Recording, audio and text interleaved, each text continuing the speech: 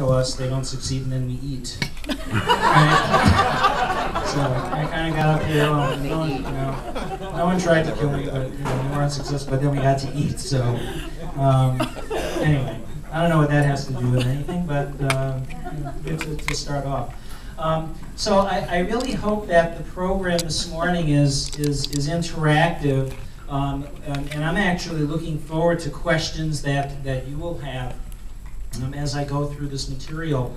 As you can see, you have the handout. Lao Tzu is a famous Chinese philosopher, said, "What I hear I forget, what I see I remember, and what I do I understand." And so I always feel that I should come to a presentation and have a handout for people to look at so that maybe they'll remember, because generally we remember about 5% of conversation that we have with people. And as you know from when I graduated medical school way back in the days, I have a great memory. It's just too short, so it works that way. So what I really have quite a few things I'd like to cover today, but it's going to be a sort of weaving a tapestry of end-of-life care and looking again through this Jewish lens, particularly from hospice. So the things I'd like to touch on today are understanding gaps in end-of-life care. I just want to provide like a common database for everybody when we talk about end-of-life care, some of the issues that are most important and how it plays out. Secondly, I want to just define what palliative care is, which nobody understands, neither the lay public or doctors as well. It's a word that's not served us well, and I'll substitute, I've always voted for thinking of it as advanced illness care, palliative care. That's just the easier way to think about it, and hospice care. I'm going to give a brief history of hospice. I talked to a few people that are interested in history in general, so I'm going to give Barry's take on hospice from a historical perspective, but then also dig down to our community and talk a bit about the history of Jewish hospice in the Twin Cities, which actually was very evolutionary, took place over 20 years. And then talk about why is the Jewish population underserved by hospice. This may be a surprising fact to people, but it's actually true. And then I'm going to present some Jewish views regarding hospice to put that in context. And then I'm hoping that our question and answer, as most things Jewish, when you get a bunch of people in a room, you wind up with lots of opinions on things. I don't think that there's any easy answers to some of the questions that are posed, but it's still helpful to know what the questions are and what the issues are. And if nothing else, if I can stimulate your thinking, then I will have been successful in what I wanted to accomplish. And then we'll have, again, time for questions and answers. So, without further ado, I'm going to move forward to the next slide. If I can point there, there we go. So I put together Barry's Palliative Care Notorious 9. So sort of 9 facts about hospice and end-of-life care, things like that, to just sort of set the table for our talk this morning. So number one, 90% of deaths are predictable, meaning that 10% are not. I was reading a recent statistic that said that the death rate in the United States, it hasn't changed. It's still 1 per person. Okay? So, and this is actually important because the reality is everybody dies. And as I'm going to bring out in the Jewish part of the talk, death is recognized as a part of life. Okay? Understanding that everybody dies, 90% of deaths are predictable, and 10% are not. So what are the 10%? You go outside, you get hit by a truck, boom. You have a massive heart attack, and you die. You have a massive stroke. That's only 10% of the deaths in our society. The other 90%, it's not a surprise. 80% of deaths occur in people over the age of 65. Okay, shouldn't be a surprise. When polls were taken, and I'm going to get into polls a lot, Is anybody paying any attention to polls these days? I'm not going to get into political things too much, other than to say that watching TV and all this stuff, anybody interested in fact checking, right? You hear stuff, okay. So I wound up having to do some fact checking on some of my statistics, and I changed 2 of them this morning. but I have them in my notes, and I'll tell them to you, so that you could write that down. But actually, there's a Gallup poll done a number of years ago. Between 70 and 80% of people said that they would prefer to die at home if that was a possibility. Okay, so that's an important statistic to keep in your mind. 40% of hospice admissions are for cancer, and 60% are for non-cancer diagnoses. So what are we talking about by non-cancer diagnoses? Things like end-stage dementia, congestive heart failure, chronic obstructive pulmonary disease, lung disease, kidney failure, liver failure, a whole host of neurological conditions. This is very different than when I first got involved in hospice about 20 years ago, and that actually dates me more than when I graduated medical school, which hopefully that's one of the things you heard you forgot about. But basically, when I first started in hospice, I would say 90 to 95% of patients were cancer patients. The other 5% was AIDS, HIV/AIDS, and sort of, was smattering. The other 5% was a mixture. So over the years, things have changed quite dramatically in terms of the makeup of hospice patients.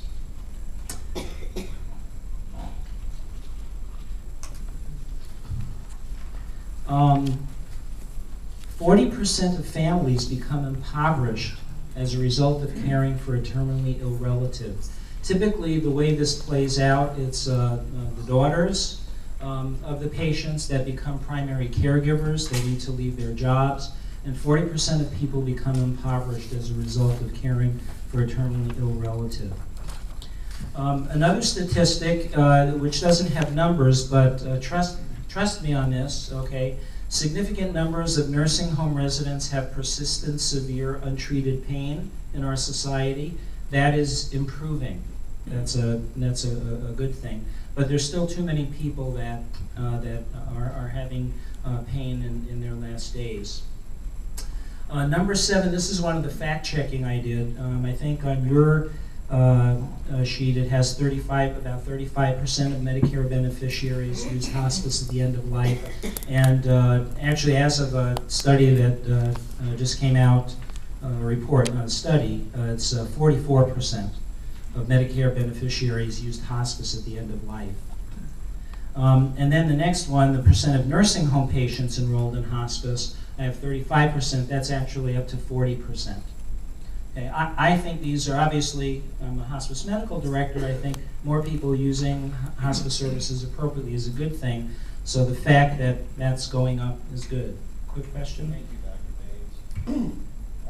Obviously that number's been going up as the awareness of the hospice benefit in Medicare has become made more aware of, but why isn't it being used more?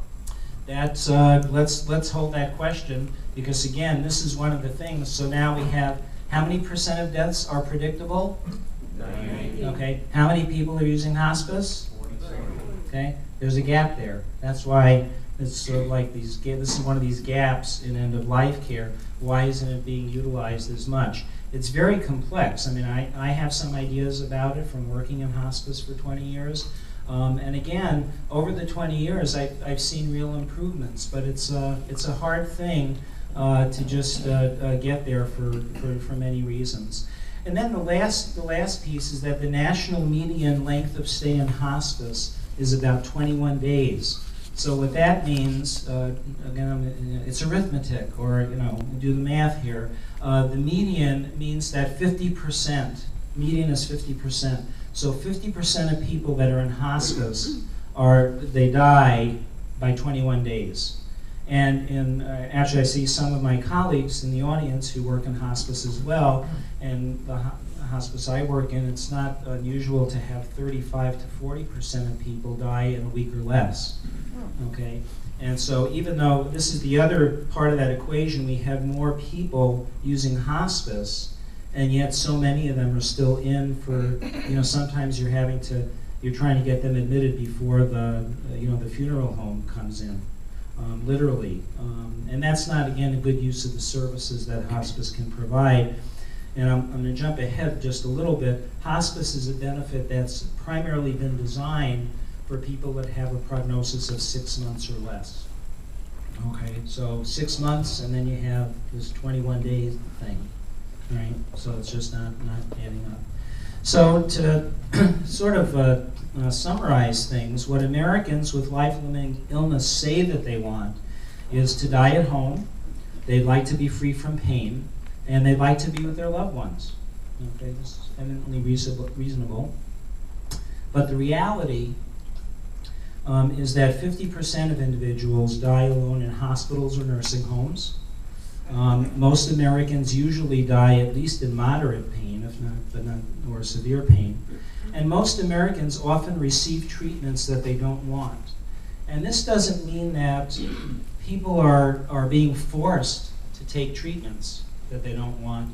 That oftentimes this is a health literacy issue, is that if you don't fully understand what your options are, how easy is it to choose an option that's right for you if you don't have a full understanding of that? And that's why people go down a path, and then usually it's family that say, boy, if I would have known about this, we would have maybe gone another way. But this is a health literacy issue, and as you know, in medicine we have a language of our own, and sometimes we need to pay more attention to understanding what people really understand and what their goals are. That's another piece where I do a lot of banner waving, is understanding a diagnosis is one thing, and we have tons of treatments that we can utilize, but without knowing what the patient and their family, what their goals are, to just offer every treatment becomes a problem. And oftentimes with too many treatments, people get confused. One question here. Be a little more specific when you're talking about patients receiving treatments that they don't want. Okay, just one, I'll repeat the questions. Okay, the question is, give an example of a specific treatment. That oftentimes, so one example might be a patient with advanced cancer, that's metastatic. It means it's spread all over. Okay, the chance for cure in a situation like that is essentially zero. Okay, and oftentimes patients with very advanced cancer are offered chemotherapy treatments. Okay, that's not going to cure them. Although when people, again, without having the conversation that this is not going to cure you, it may shrink the tumor. It may not even buy you, any additional time. But it's presented as, well, this is something that we can do to fight the cancer. Okay, and very often people will choose a path going down that road without having a full understanding. Let me actually just expand on this a little bit because it relates to that 21 days in hospice. We know from studies that were done, Nicholas Christakis did some work out of Northwestern, and he's the guru of prognosis. And in studies that he's done, he's shown that physicians and nurses, on average, tend to overestimate prognosis by 500%. Okay? So if you think about that, at 21 days, okay, if I'm thinking or saying that the person has 3 or 4 months, okay, and just general prognosticating, that person really only has 2 or 3 weeks. And so oftentimes in the context of treatments, physicians and nurses tend to overestimate how long people have, which creates another whole host of issues and problems. However, that's for another talk that I hope to entice the Maimonides Society to have more conversation on this, because I could talk about this for a lot, but I do want to move along. So I'm able to sprinkle in some questions here, but hold your questions for later, because I do want to move through the material as well. But does that answer your question as a specific? Oh. Well enough. Okay, good. So they say perfect is the enemy of good enough. If it's good enough, no, I'll accept that. So let me define palliative care, AKA advanced illness care. It's really three things. Okay, it's a big word, but really boiled down, it means three things. Palliative care is relieving pain and other symptoms, other physical symptoms. It's relieving suffering, and it's improving quality of life. You are now world experts on what palliative care is, and hopefully in a way that you could explain it to just about anybody. Does suffering include emotional suffering? Yes, suffering in the broadest sense. Spiritual, emotional, physical suffering. That's actually another talk that I did on suffering. Let's see, now I'm going to talk about hospice care, which is a subset of palliative care. Okay, so the broad umbrella is palliative care. Underneath that is the subset that's called hospice care. And that's for those with a limited prognosis. Typically, we think of 6 months or less, but there's never a penalty if you're in hospice for more than 6 months. And it's care that focuses very aggressively to relieve pain and other physical symptoms, and offering emotional, spiritual support to the patient and their family while respecting their culture and traditions. So this is, just one definition that we use for hospice. How many of you like looking at pictures as well, instead of just words? I'm a picture guy, so let me just show you a model. Ooh, it's like a moving picture. I wonder, I don't know if this has a laser beam in it. I won't try that. Let me just put in the rest of the things here. Oh, okay. Wow, that's pretty good. So if you look at, I'm going to just move around a little bit to just point from presentation of a life-limiting illness to death. The usual trajectory, if you just look at the kind of the yellow up to that last little rectangle, typically what happens is people follow a course of curative and remissive therapy. Curative, that means to cure a disease. Remissive therapy slows down the disease process. Okay, it doesn't cure it, but it helps to slow it down. The model in most of society is just about all of our resources are spent in this curative and remissive therapy mode, and then when people hit sort of the end of the line, that all stops, and with the phrase, "There's nothing more I can do for you." Okay, and then it's time for hospice, and people are kind of catapulted over the wall into hospice, where they receive very intensive palliative care. A model that makes a lot more sense, because certainly when people are diagnosed with a life-limiting illness, the first natural response is to try to do something about it, to gain some quality time, cure it if it's possible. Cures do happen. But as you move along that pathway, there should be more and more of this palliative care that pays attention to physical symptoms, suffering, and quality of life. The other piece is things are perched up as being an either-or. You either get curative and remissive care, or you get palliative care. Why can't you get both? Right? Why not address these other things of suffering and pain management and other symptoms and quality of life while you're pursuing a curative or remissive therapy? Well, one of the reasons for that is that in the United States we have a hospice benefit through Medicare that pays for that kind of care.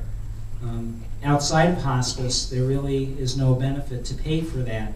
So typically our system just supports the curative and remissive therapy pathway. But if you're, like I say, if I were king, what I would do is have what we do in hospice expanded upstream to the point where people are diagnosed with a serious illness that has life-limiting consequences, and start doing that. That has several benefits when you do that, as people go into hospice sooner, because they really appreciate, as their goals of care change over time, that this is the kind of care that they want. So that's painting the end-of-life care. I'm now going to move into the history lesson. I could take maybe one or two quick questions on the end-of-life care, leveling the playing field. Will palliative care come to play when death is certain or not necessarily? Yeah, actually, again, palliative care is the big umbrella, so palliative care is used across that continuum. So even when death is certain, palliative care is still being administered, okay, at the end of life in terms of, again, symptom management, suffering issues, working with the family. So it's all through that point. Hospice care is palliative care. It's just a type of palliative care that. But death is not certain when palliative care would be appropriate. Correct. Right, exactly. Okay. You- One more? Do you think one of the problems for physicians in charge of curative or distant therapy of switching to palliative care is it's a sign of failure on their part emotionally? It's very difficult for a physician to say, that's all I can do, or? The answer is yes to that. It is very hard because it's physicians. It's our problem in a way as physicians. Yes, because we go through training thinking that our goal is to cure, and if we don't cure, then that's a failure. And so that's hard on. I mean, we're people too. That's hard on us. And because there's essentially no training in medical school, residency, things are changing somewhat about end-of-life care. It's sort of if all you have, is a hammer, everything is a nail, basically. So that's just the way that we tend to be taught. But things are moderating a little bit, and I think physicians are learning how this can be helpful, especially in conjunction together. It's not a one or the other. Take one more question, and then I'd like to move on. Now, a lot of physicians nowadays are calling in the pain doctors, which may indeed be an early aspect of palliative care. These are patients who have a chronic illness, hopefully chronic illness, who may not have death that's imminent. Right, and that actually, although it technically is palliative care, because you're addressing a symptom, that really is a different bucket, the chronic pain issue. But dealing with pain definitely it's palliative. Okay, so let me move on to the history lesson. So what is hospice all about? Where did this all start? Actually, hospice probably goes back even further back than medieval times. So I picked out things to bolster my argument. Ultimately, see, I'm kind of planting seeds here to bias you to my way of thinking of why the Jewish population is underserved by hospice. But these historical facts are true. So number one, hospice actually came out of the Latin word for hospitality. And typically they were medieval places of refuge that typically were located in monasteries and nunneries during the Crusades. Okay? And they were stops for travelers, for wayfarers along the way. Modern hospice, so now I'm jumping quite a few hundred years, but that's okay. Dame Cicely Saunders launched the first modern hospice in 1967. And what's interesting here is Dame Cicely Saunders is really, she was something else. She died just a few years ago. She started off as a medical social worker, then she got a nursing degree, and then she got a physician's degree, a medical degree. And actually got launched in this working with a cancer patient by the name of David Tasma, who was actually a Warsaw Ghetto survivor.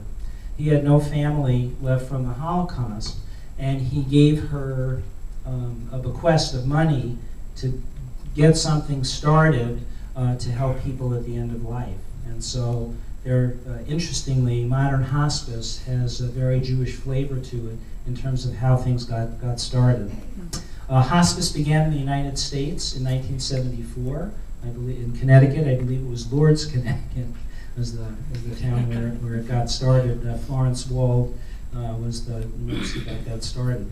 So that's kind of again, very quick history of hospice, how it evolved. Many of you may have heard of or are familiar with St. Christopher's Hospice in London. That was the first hospice that was established by Dame Cicely Saunders. But that's sort of the chronology. I want to do a chronology of the Twin Cities, though, as well, because back in the early 1990s, an initiative, or I guess Mario would call it an initiative, called the Twin Cities Jewish Healing Program, which actually had the amazing thing of looking across both sides of the river and bringing together St. Paul and Minneapolis to create this Twin Cities Jewish Healing Program. And this is really early 90s, and really at that time some of the conversation was, should we have a Jewish hospice in the Twin Cities? And for whatever reason, there really is a rich repository of Jewish physicians who were involved in hospice and palliative medicine in this community. And many of us were involved in the Twin Cities Jewish Healing Program. And typically, our stance was, we have a lot of really good hospices in the Twin Cities. We don't need yet another one, much less a Jewish one with a fairly small Jewish population. And what we talked about and discussed was the idea of creating a Jewish hospice experience for patients, that would serve, some of the needs. And so I think really pretty amazing. Our community really established Jewish chaplaincy, and it still exists today, a 24/7 call system for rabbis across a number of denominations to help serve unaffiliated Jewish patients who are in hospice programs. So we have that established. So as chaplaincy was a big piece. And then the other one is have Jewish volunteers that really have a good understanding of cultures and traditions. And so an initiative was set up whereby, I don't know what the numbers are now, but we trained a lot of hospice volunteers that were trained through hospice programs through the Twin Cities Jewish Healing Program, so that any Jewish patient and any hospice could access Jewish volunteers for their patients. Combination of Jewish chaplaincy, Jewish volunteers really helped to cement the idea of being able to get a Jewish experience with hospice. And I think it's been very, very successful. And then a few years ago, again, in the background it was always churning around, well, should we have a Jewish hospice?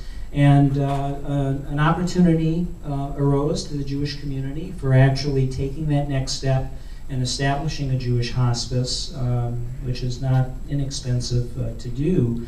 In addition, Shalom received a grant from the Department of Human Services to support serving an underserved population relative to hospice, which is Jewish patients, and particularly Russian Jewish immigrants in particular, are very underserved by this, but the Jewish community in general. And so a combination of those things helped in the establishment of Shalom Hospice in 2009. So we've been sort of going strong here for the past 3 years, and we'll talk more about that. So any questions on that, the quick history lesson? Yes? My question is on this chaplaincy and physician visits of chaplain and Volunteers, yeah. visiting hospice. I've had hospice clients, Mm-hmm. but the healing program only provides one visit. What I needed was a chaplain that would come weekly, just like they do from hospice. So the Jewish presence in the hospice program needs to be more available. Okay, I think you're sitting next to a great person to share that to share that with. But again, we have some access. Obviously, it's not. It would be great if we could have more. I would agree. If we can get that would be we will do. Yeah. Okay. So now I'd like to talk about why is the Jewish population underserved by hospice? Why are they underrepresented? Some of this is, and I want to establish at the beginning. This is my opinion, okay, but it's an informed opinion based on my 20 years of working with the Twin Cities Jewish Healing Program, being involved in hospice and palliative care, and reading. It's not just I just think of this off the top of my head. But as I examine some of the pieces that I've actually laid out for you, I think I can make the case for why the Jewish population tends to be underserved relative to other populations. There are other minority populations are underserved as well. Hispanics, African American, you can kind of go down the list. Just about any community of color tends to be underserved relative to hospice, although the reasons for that are different. For communities of color, who generally tend to not have good access to care in general, going into hospice where you forego a lot of remissive and curative treatment looks like yet just another way to deny care. And so there's a psychology there of trying to overcome that in those populations. Then there are other cultures where this, how death is looked at. Monk population, for example, is another one where talking about death is very different. Although there's one, this is interesting. There's a belief in the Hmong culture that you don't say the word death. Okay, you don't use that word. You don't use the D word, but you say, when I get to be 120. And I just thought that was interesting, because that's like how old Moses was when God said you can't go to the promised land, and so that 120 number just kind of stuck me. Okay, but I digress. Let me get back. I think there are three basic issues why the Jewish population is underserved. So let me lay out my argument here. Number one is I believe that the perception in the Jewish community is that hospice is a Christian institution. Okay, now when you look historically, the Crusades, when these waysides were set up, the Crusades generally were not very kind to the Jewish population. Okay, a lot of persecution and essentially pogroms in a different way occurred there. And most hospices, when they first started to get set up, were affiliated with church institutions. And I think that there's just a general uncomfortableness with what looks like a Christian facade, or, a Christian face to hospice. Although, having been in a number of hospices that have Christian chaplains, okay, very non-denominational, very respectful of the culture and the traditions. And chaplains, actually, they thought it was actually helpful having me as medical director, because then they could, sort of, ask me about some Jewish things that might be helpful. But I think that that's one of the things that just creates this barrier. The second one, which, and I don't know the priority for these, is a confusion over what is Jewish halakha, what is Jewish law state about hospice. And I think in the population in general, if you were to poll people, that people in general would say that the stance of Judaism related to hospice is that hospice is prohibited. Okay, again, a belief, and I'm going to present actually what the actual writings are, which are very varied. But I think that there's just the initial take, the intuitive, is that hospice is not, in accordance with Jewish law, which is not, again, is a minority opinion. And then the third thing is that, in the Jewish population in general, where even though it's, again, not to stereotype, but there's an emphasis on education, and those kind of things are important, so that there's a leaning toward science and technology as being good. I mean, and science and technology is good, but like any good thing, you could have too much of a good thing, right? And so the science and technology piece might be seen as, when you're offered options, go with the science and technology because of all the good that it does in society. And again, this is not something that I would say is specific to the Jewish population, but again, just becomes maybe another factor that might be creating a barrier for Jews to use hospice or to be thinking about hospice sort of top of mind. That being said, things are clearly changing. So, but again, I just wanted to do this Jewish lens thing for how some of these things might be impacted. So with those in mind, I'd like to now go into some of the Jewish views regarding hospice care. And I did provide 3 references. If you'd like to read on those, these are links on the internet. You could read that, and I thought very, very interesting.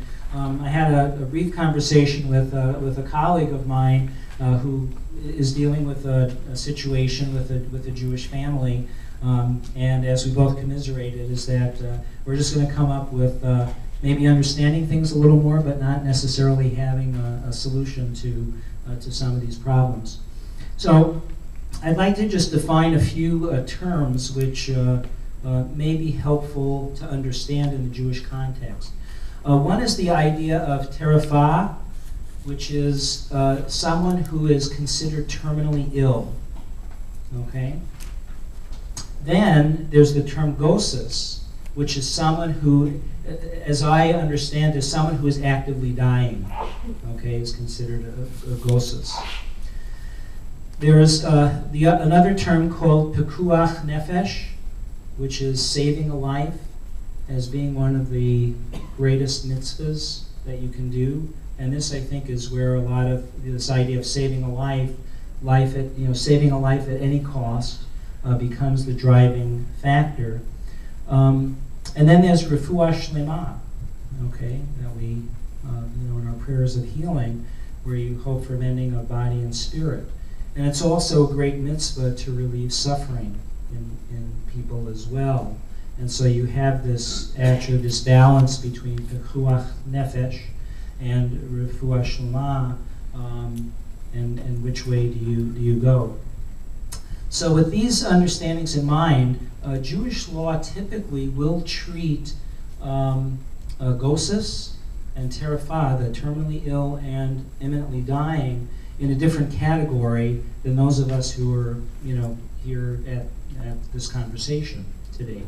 And there are certain laws that apply in those circumstances. But again, you get a number of rabbis together, right? If you get 2 rabbis, you come up with 3 opinions. You get 10 rabbis, you get 20 opinions. And so things are really across the board on looking at hospice and end-of-life care in particular.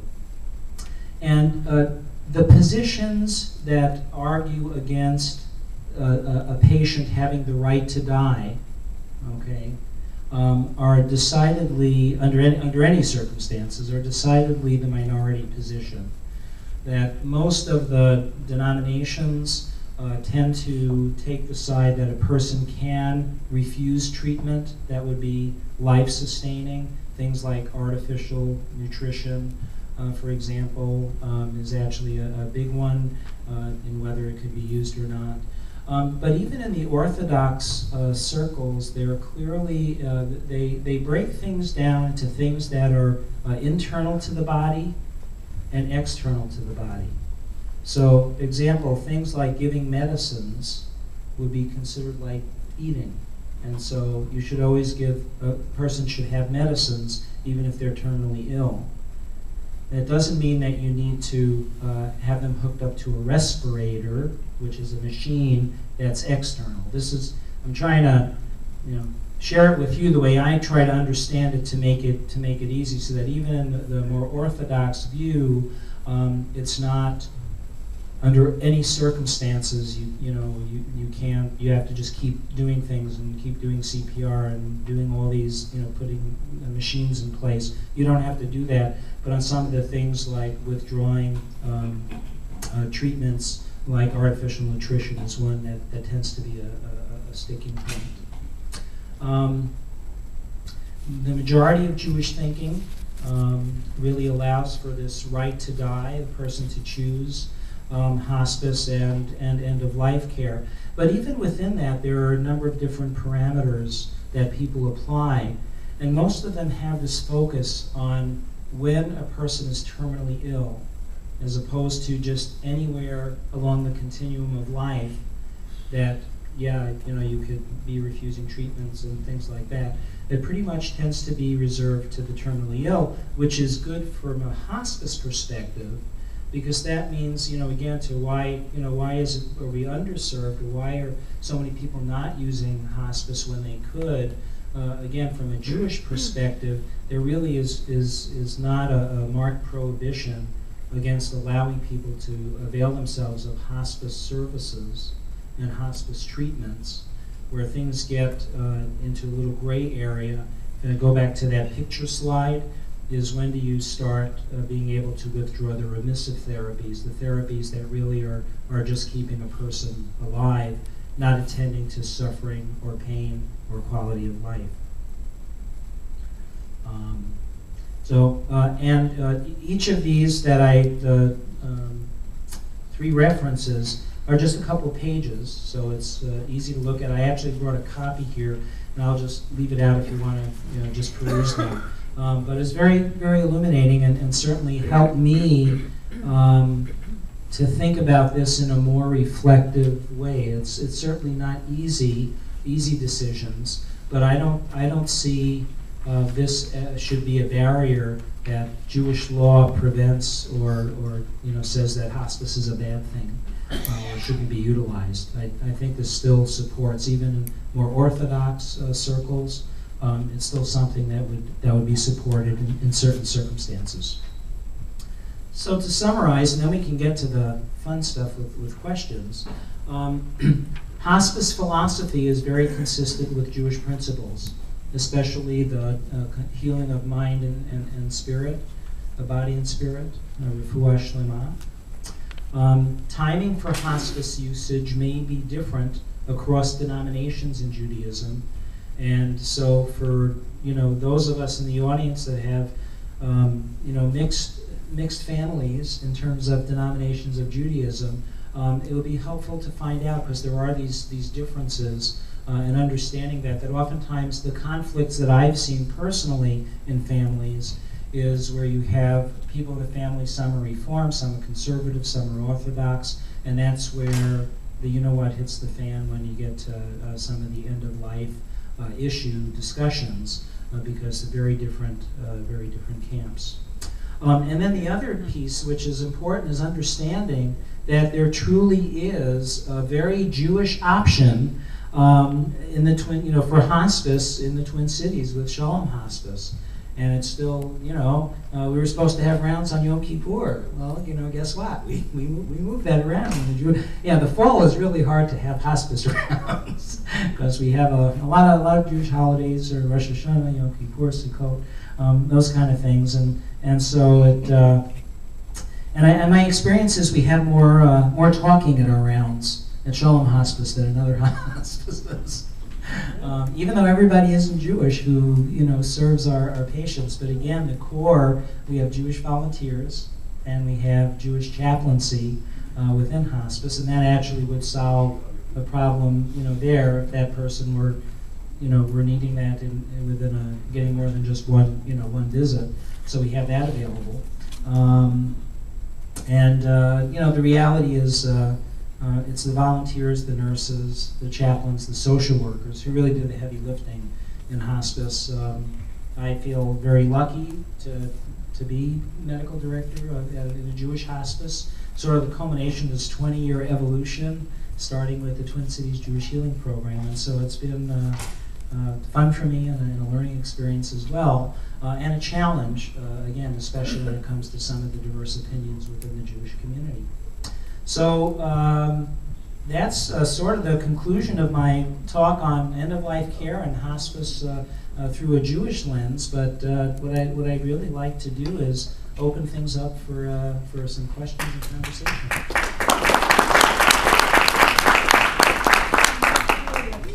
Does hospice kick in when if you wanted to stay home and die? Does hospice? Great question. Does hospice kick in if you want to stay home and die? In fact, 98% of the days that people are in hospice, or 99%, are in their home, their residence. That might be your home. You may live in an assisted living facility. You may live in a nursing home. Okay, hospice goes wherever the person is. So the answer to your question is yes, absolutely. What winds up happening when you're home, with living at home, hospice doesn't come in and provide 24-hour caregiver, support for someone in their home. So oftentimes people who want to stay at home need to have caregivers. Usually it's family, friends, or hire people to come in. We supplement with nursing services, with social work services, with home health aid services to help with bathing, things like that. We also provide music therapy, pet therapy, massage therapy, and we also have a new program we've had that we're expanding, program for writing legacy letters, ethical will, sort of a legacist program to help people create that legacy of values. So these are some of the services that we provide. Grief and bereavement support as well. Hospice follows people for 13 months after the death of the loved one, and the reason for that is to sort of help the family get through all the first anniversaries of things in that first year after death. So the answer is absolutely yes. And then That was, my question was the Mhm. difference between home hospice and hospice here on site. yeah, and basically think of hospice more as a program, and we just go where patients are. Some of our patients who need more care than their family is able to provide oftentimes will move into another setting, another venue. In our case, we have the Johnson Center upstairs, where again there's 24-hour coverage there of caregivers to provide that. There's also freestanding hospice residences that are out in the community. They generally tend to be private pay for that, but that also provides a home-like atmosphere.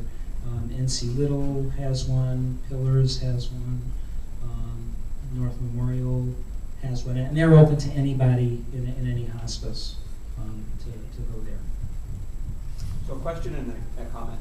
Question is, I can see where some patients, and using cancer is the easiest model, I think, Mhm. some patients in active therapy, active chemotherapy, Mhm. is potentially curative, let's say, for Mhm. 50% of the model, still would need spiritual and emotional support. Mhm. For those in remissive care, the remissive arm of therapy, even a greater percentage. Mhm. But am I understanding that the palliative care component isn't covered by Medicare in people at that time in their treatment? That's scheme? correct. So that's a The problem. one difference, there's one difference is that if 50% of hospitals now have a palliative care service, and so if a patient is hospitalized in either curative mode or remissive mode, if the palliative care team is called in consultation, that would be covered under their hospital stay. But out in the community, there really is not a reliable, well-identified source for paying for those kind of things.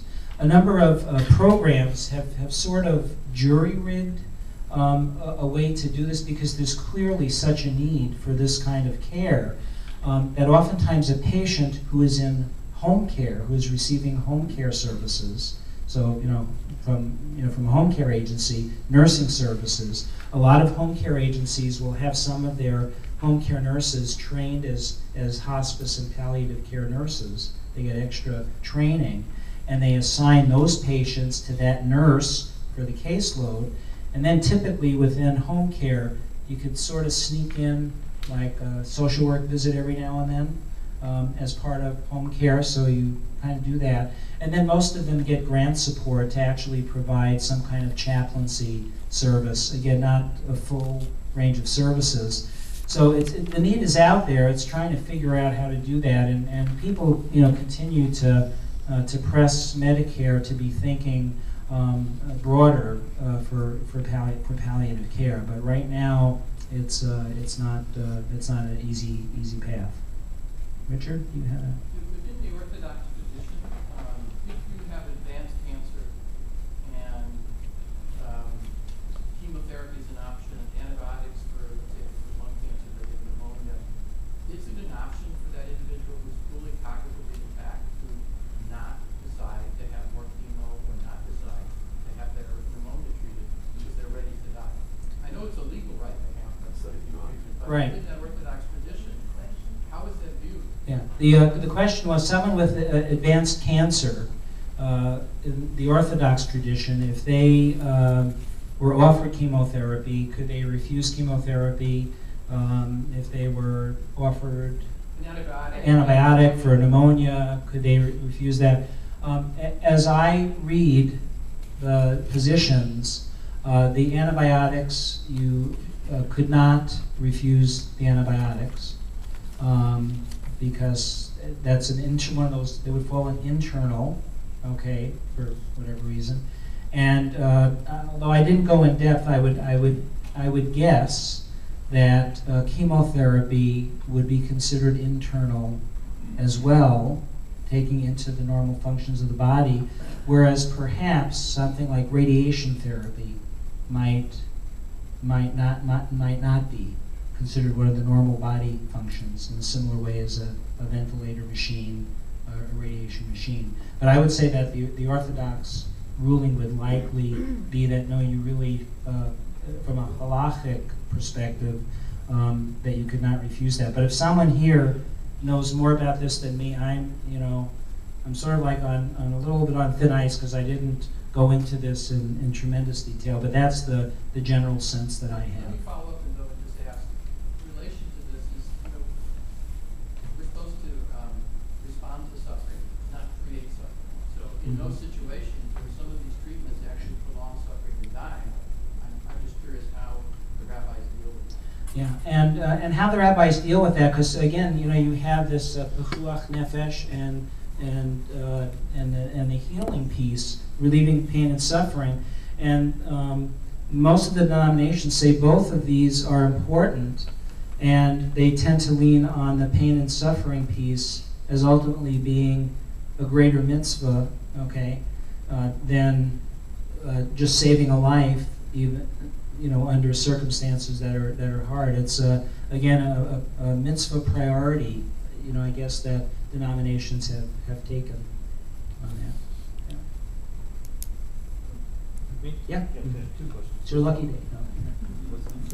I was most struck by at least one of the things, the 40% of families becoming impoverished during the treatment of the terminally ill family member. I presume as hospice becomes more ingrained, that takes some of the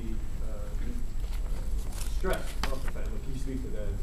Yeah, one is, if hospice becomes more ingrained, hospice helps, certainly with that. However, the caregiving still needs to be provided, and hospice doesn't provide 24-hour caregiving. So even people who go into hospice, if it's the children in the family that have to quit their jobs to provide the care, or put the person in a facility if they're not, and then this gets very complicated financially with spend downs and who pays.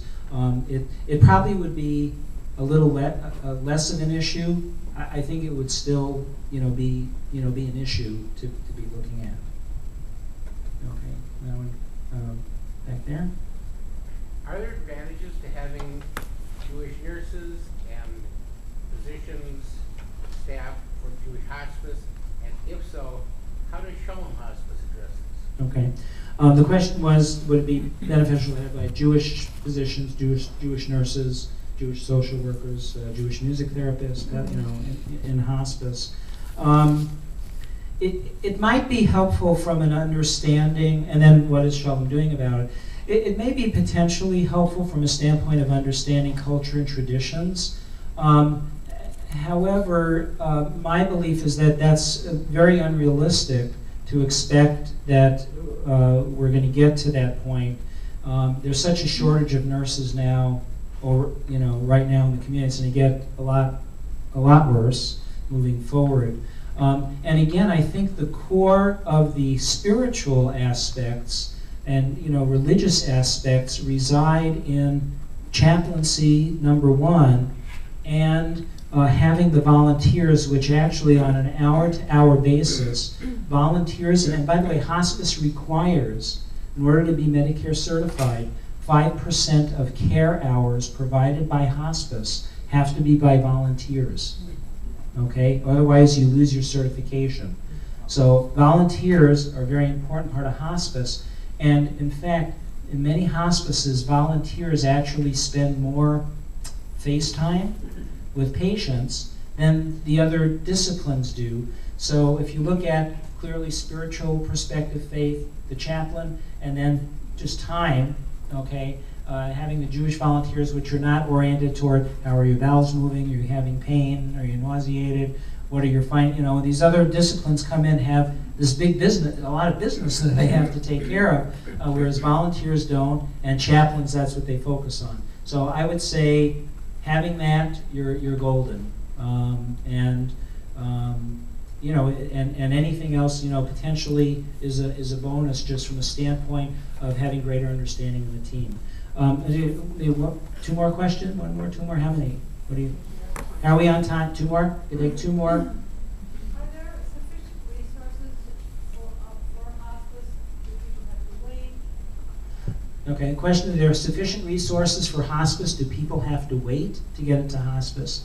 The answer is no. There are sufficient resources within hospice. Again, the Medicare hospice benefit pays hospice for patients who are enrolled. And typically, I know at Sheldon Hospice and Hospice of the Twin Cities, where I also work, typically within 24 hours, we're able to get someone admitted to hospice. So the access is pretty good, but that depends sort of, what your census is, how busy you are. If all of a sudden one day 20 people want to come into hospice, we're not going to get to them in 24 hours. But then oftentimes, because people have a choice of hospice, and that rarely, like I say, the problem isn't too many. It's not enough. But people usually have very good access to it, and on that side, that money isn't a problem. There's some other bigger issues with the government and hospice payment and things like that, but that's not for us to worry about right now. So I have one more question. Who hasn't asked a question? Is anybody who hasn't asked a question? Okay, last question.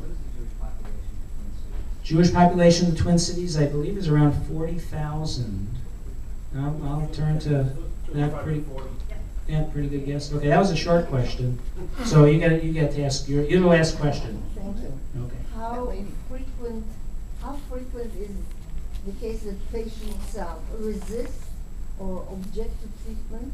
And is there a protocol for those who refuse to? Yeah. The question was, how often do patients refuse treatments? I don't know.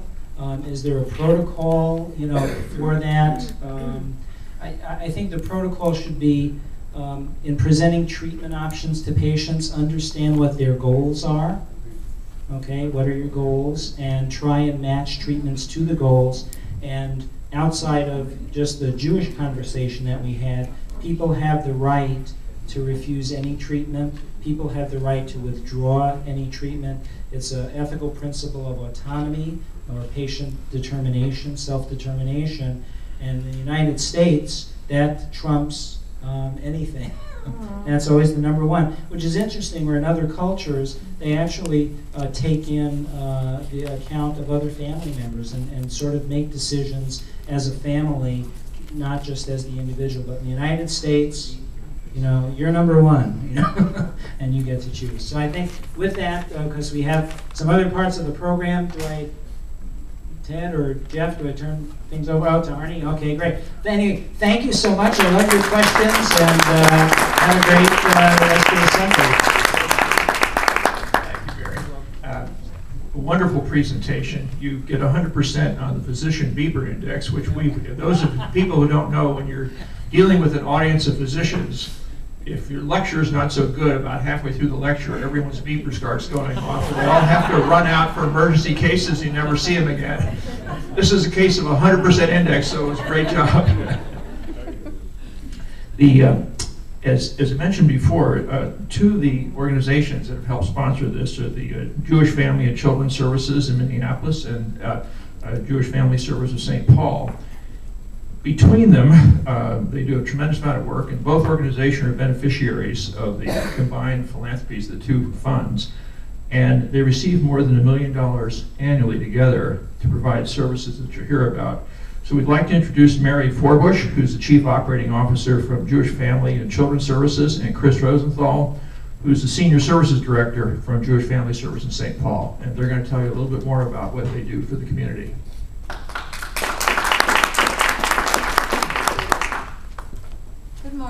I'm going to talk just very briefly about what we do at Jewish Family and Children's Service of Minneapolis in our work with seniors. As was spoken about, one of our most pretty beloved programs is the Twin City Jewish Healing Program. And that's a program that was started over 20 years ago, and the fact that it's still in existence means that it's been quite successful. We now collaborate with Shalom Hospice, and we share a volunteer coordinator, and so she works with the volunteers both at Shalom Hospice and in the Twin Cities Jewish Healing Program. Through the healing program, we have what we call the rabbi rotation, where clergy are on call one weekend every 3 months or so, and then we can call them and they will go visit a person in hospice or in their home or at the hospital who is unaffiliated. And we have had many wonderful examples where a clergy person will go and then our volunteers will kick in and they will visit families, they will help those families, many of whom are coming from out of town, who are coming here for treatments, and they will help shepherd them through that process and support them as they go through, and many of whom then go to end of life. Another program that we have is called our L'Chaim Senior Services Program, and that is a program that serves over 600 people in our community and helps people age with dignity in their own homes to be productive and safe while they age. Through that program, we have case management, homemaking, bathing, shopping, footwear, coaching for caregivers of Alzheimer's patients, transportation, and kosher meals on wheels. Our transportation program will often take people to visit their loved ones who are in hospice, who are in the hospital, or who are in our adult day services program. We have consultation services where we will bring family members together to help talk about an issue and to help resolve that issue and help a person get into the appropriate services that they need.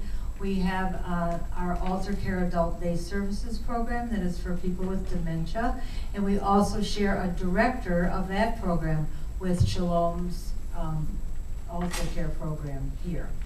We have counseling services that help people deal with issues that they are thinking about as they're approaching the end of life. And we have a pamphlet we've developed that we're very proud of. It's called Proactive to Stay Active, that helps people think about how they want to resolve issues that they have with their family and their planning as they are approaching the end of life. So that's pretty much our menu of services, and I'll now turn it over to Chris. Thank you, and thank you for the opportunity to be here today. I just wanted to tell you a little bit about myself because the topic of hospice and end-of-life care has been personally and professionally very important to me. I remember the first time the phrase I heard